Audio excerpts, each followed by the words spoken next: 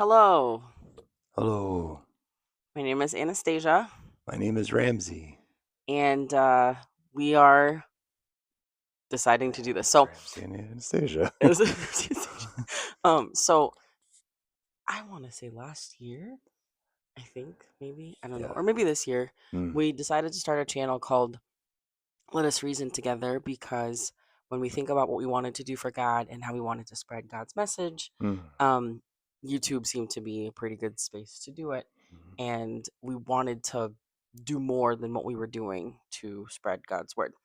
Unfortunately, whenever we try to record something, like it just never would happen because this stuff we wanted to be more composed or mm. what may have you. And then tonight Ramsey pulled something out that he had written. Ramsey, by the way, my husband has to speak for you, is an amazing writer. I personally believe so, and I think he um like we have a lot of deep conversations. That's why we wanted to do this channel in the first place. And Mm, um and after he read it to me, I just thought, you know what? Why wait? I am mm, not mm. um dressed very well. I don't have any makeup on. Ramsey was wearing an altitude I'm shirt. dressed amazingly. Is it altitude? Yep, from the Yep. trampoline park.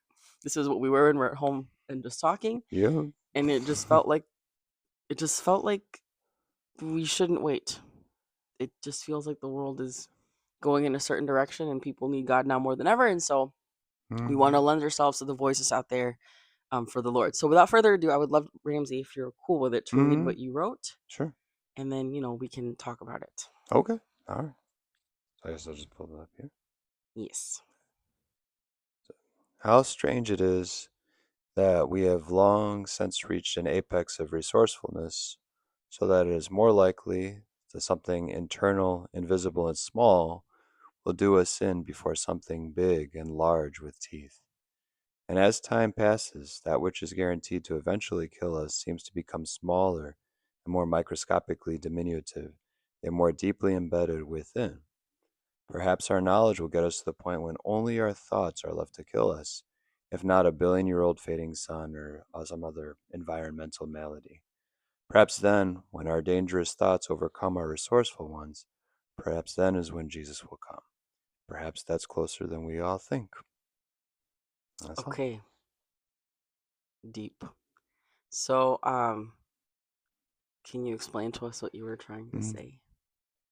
Um, I think I was trying to say is I was just kind of driving around one day and uh, just kind of took note of the you know wildlife. We live kind of close to certain forest preserves, and was thinking about how certain animals are usually not going to die of old age. Usually, it's going to be something external. It's going to die by being eaten, you know, or yeah, just being at the bottom or near to the bottom of the food chain. Whereas us, we've used our minds and we've overcome that, so that eventually what does us in is usually something that's smaller, something that's not as obvious, something that's more subtle.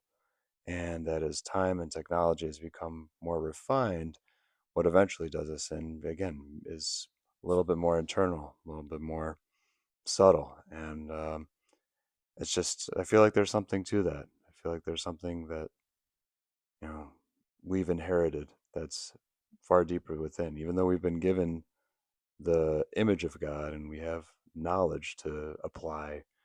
Um, a lot of times, I think it might come full circle that that knowledge is essentially what's going to those thoughts, those things, the smallest of things that we can't even see, that will eventually be what does it.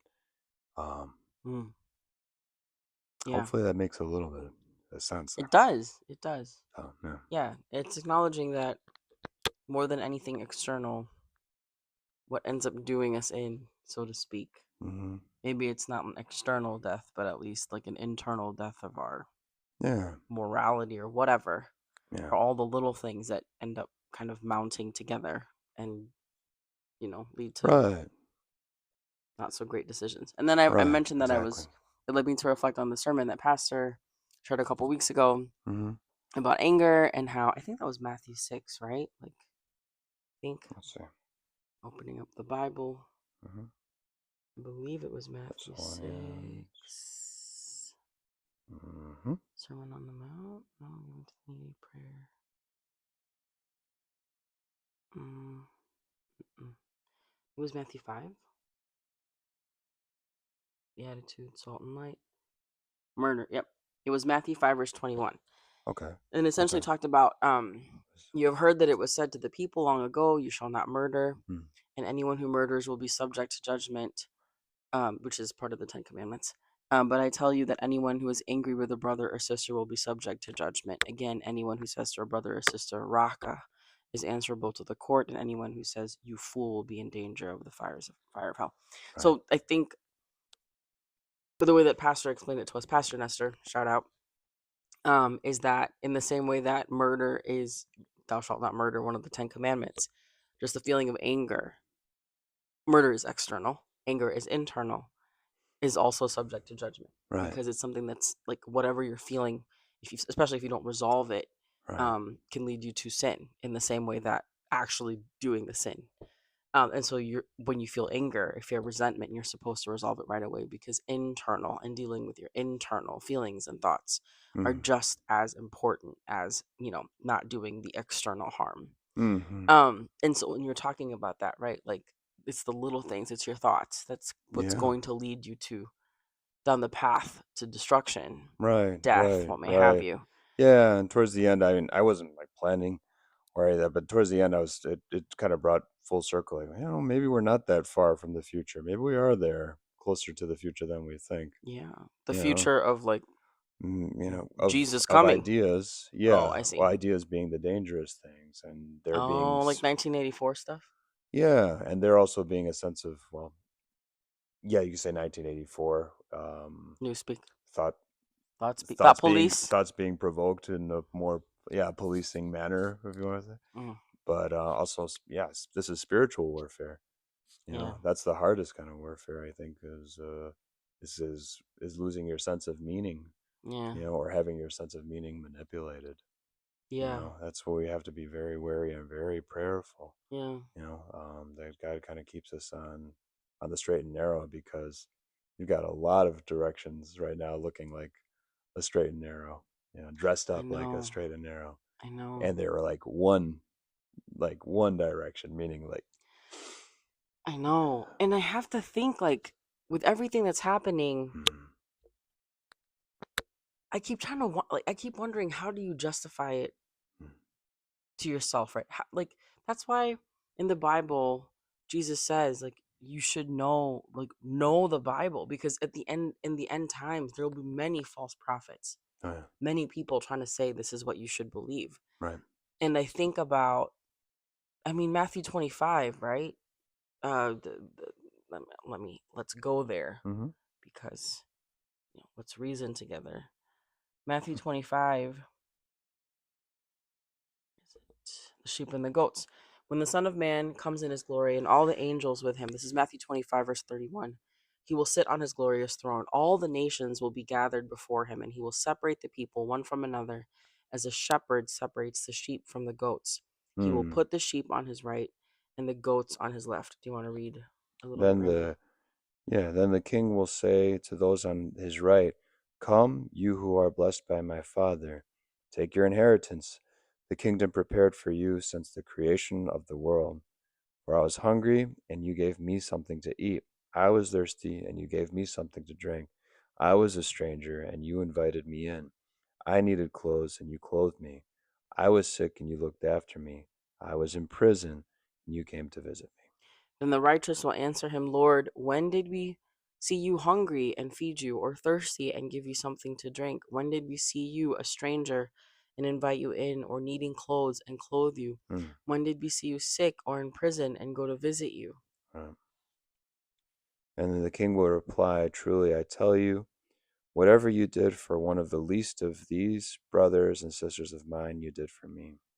Okay, we can read the second part, but before we do, Mm, I just think I've been thinking about this particular set of verses a lot mm, because you know you're seeing like as a Christian mm, you're supposed to take care of the least of these, right?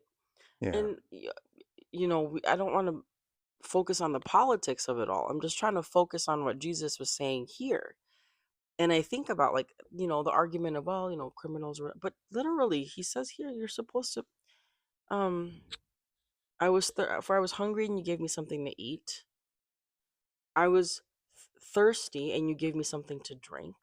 I Right. was a stranger and you invited me in. Right. I needed clothes and you clothed me. I was sick and you looked after me. Mm. I was in prison and you came to visit me. Mm. You know what I mean? Yeah. I think it's good to try to, especially in these times, display these traits and try to use this as a reference point so you could be a beacon. But I also think it's also something to discern the false prophets from the helpers. You know, Mr. Rogers, right? Late and great. He said, Yeah. whenever things are looking down, Look for the helpers. right? Always look for the helpers because they exist. You know, Be the helper. where I work, there's a lot of helpers, and you're not going to see that on the media You're a often. helper. Yeah, yeah, but you're not going to see that front and center more often than not. You'll still see it here and there. You know, you've seen feeds where there's people that do good things. Um, yeah, even on social media, keep an eye out for that. Let that give you hope. Let that point you back towards these characteristics that Jesus, as it's dressed in red. The words are dressed in red. Are putting forth. It's not just you who's reading it. That's got to be the one that does everything. But there are others out there. There's a church of his people that we can be looking for hope. You know. Yeah. So don't give in to fear because that's gonna turn into isolation. Isolation. Yeah. Yeah. For sure. I Yeah. agree. You're not wrong. Hmm. I mean, there's definitely a lot of fear. Um, Yeah. there's definitely a lot of fear, but you're right. You need to remember that there are people helping, and that we should be those people. Yeah. And that what's happening in the world, Right. what's happening around us right now, is not an isolated incident. These kinds of Right. things have been happening for eons and eons, right? Well, For sure. for decades and Right. Right. all over. Right. Um, I keep thinking, like, it's hard for me to see what's happening and to recognize the role. Like, I don't know, to see people. How do you justify it? You know what I mean? Like, initially when I heard this, I'm like, okay, criminals, all right, I can whatever. Um, Mm. but parents and children and the bombing of children and the separating of children. And Right. again, I'm not making this, try not to make this political, because you can argue both sides of the aisle has done some version of this. Yeah. That's just a Um, label. These are things that are just happening right now yes. And, like, I don't in the know, world like, we what is your share. Yeah. role as a Christian? Like, you're not supposed to condemn, you're supposed to help. That's literally what he says in here. um, Yeah. Right. Yeah. And rebuke yeah. accordingly. Yeah, well, let's finish Matthew 25. Then he will say to those on his left, "Depart from me, you who are cursed, into the eternal fire prepared for the devil and his angels. For I was hungry, and you gave me Right. nothing to eat. I was thirsty, and you gave me nothing to drink. Right. I was a stranger, and you did not invite me in." Maybe you pushed them out. "I needed clothes, and you did not clothe me. I was sick and in prison, and you did not look after me." Mm.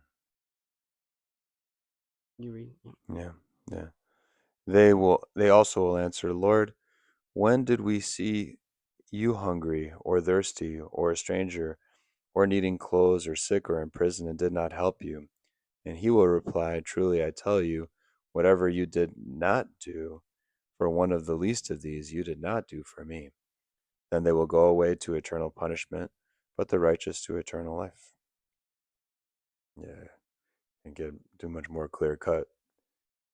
I know. I'm trying to think, like, is there You know, a way to circumnavigate the intent of these? I don't think there is. I think it's pretty it's yeah. straightforward. You got to treat others as though like this is the Son of God Himself, herself, themselves, whatever. Like Yeah. that's the thing. You're supposed just to to treat serve. even the criminals. You're supposed to visit. You know what I mean? So like, Yeah. I don't know. That's what I think. I what you read and what you wrote. I think that's what really the part about it being it's not anything external that's gonna grab you. Yeah. It's the little things. It's the thoughts that you have. It's the way that you maybe the little justifications that you try to make to Right. excuse away the behavior that you're seeing Right. Right. as a Right. Christian, right? Right. Like Right. when you find yourself, and again, this is not about party or anything. This is just about what Jesus is saying here. Mm. And when you find yourself excusing certain things because you put any one person Mm.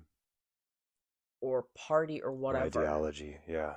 ideology Right. over what Jesus is very plainly saying. I mean, Jesus was against institutions. Like he was against these kinds of institutions that treat Yeah. people so awfully. He grieved for the lost, Right. which I think we'll save this for another conversation, but this is exactly why the grow group that we run on Fridays, so we'll have a session tomorrow, Yeah. about the prodigal son and the prodigal God, Mm-hmm. and like the recognition and the importance of recognizing that there were two sinners in the story, both the wayward son and the son who left behind, who stayed behind. Yeah. The one who thinks he's right Right. and deserves equal At the expense compensation. of the father. Yeah. At the expense of the father. And I Right. Right. wonder, Right. yeah, so say another conversation, but yeah, it's all something to think about. Is there anything else that Very you good. wanted to Oh. say, Ramsey, to close out? Mm-mm. Oh, nothing from me. Just What yeah. advice do It's you just it's a have? game of yeah. It's a game of inches, and we talk a lot in my line of work. I'm a social worker, and um, partake in some therapy, and we talk a lot about thought distortions. And it's a game of inches. It's a game of words, right? And just the smallest words are powerful. The smallest change of any given thought that you may have throughout the day can just can change your whole trajectory in a positive way. So just be wary of that. Be vigilant of the way in which you're thinking. Is it to serve? Is it to condemn? Is it to Mm. judge? Is it to complain? Is it to observe? Is it to Is it to amp up your praise? anxiety?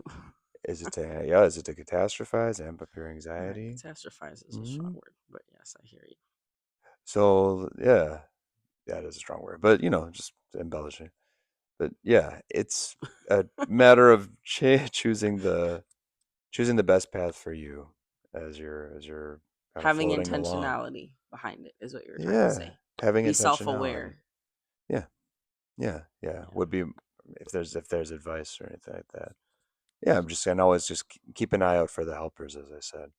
And that's not even my words. That's Mr. Rogers. But keep an eye out for, just people that do good, um, where it's far far less advertised than not. Oh yeah. Yeah. Yes. Any last words for you? Last words. Any? Sorry, What is that that? was Just trying scary. to murder me after this? Uh, hope you enjoyed your time. I'm just kidding. I'm just Final kidding. final thoughts. Final thoughts. Yeah, I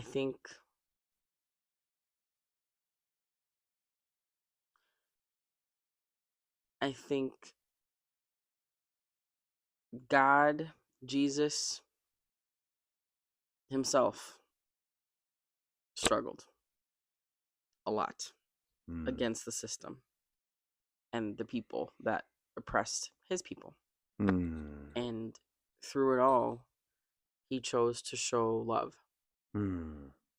He could have condemned. I mean, he actually technically, I think he did at one point, right? The Right. happened at the church. Um, but he chose to be a helper. Mm. That's what he chose to do all the way to the end. Yes. Yeah. Father, forgive them, for they know not what they do. Mm-hmm. Um, so That's what we got. That's, keep giving it to Jesus. Right. Keep doing what you can within your sphere of influence. Right. And yeah, don't feel so defeated. Don't feel like it's the end, because it's not. That's what they want you to feel. If you feel that way, and just keep fighting for what you know is right. Every time you see someone in need, see Mm. Jesus Right. and act accordingly. Right. Try to see life from a higher altitude. Yeah. He literally says that in Matthew 25. Right. Truly, I tell you, whatever you did not do, or whatever you did do for the least of these brothers and sisters, you did do for To do me, for me. or Yeah. you did not do for me. So, a lot of people out there need you to care and to help. Right. You specifically, and us too. So Yeah. okay. God bless. All right. And if you are in the Hinsdale area, there is a grow group that meets on Fridays at Hinsdale FilAm Church from Mm-hmm. 6:30. So I want to say like 8:30 plus. Yeah. There is dinner, so there's dinner served. Mm-hmm. Um, Look up Hinsdale FilAm Seventh Adventist Church. You're more than welcome to join. We have another session tomorrow, so we hope to see you there. Yeah. Be blessed. Be blessed.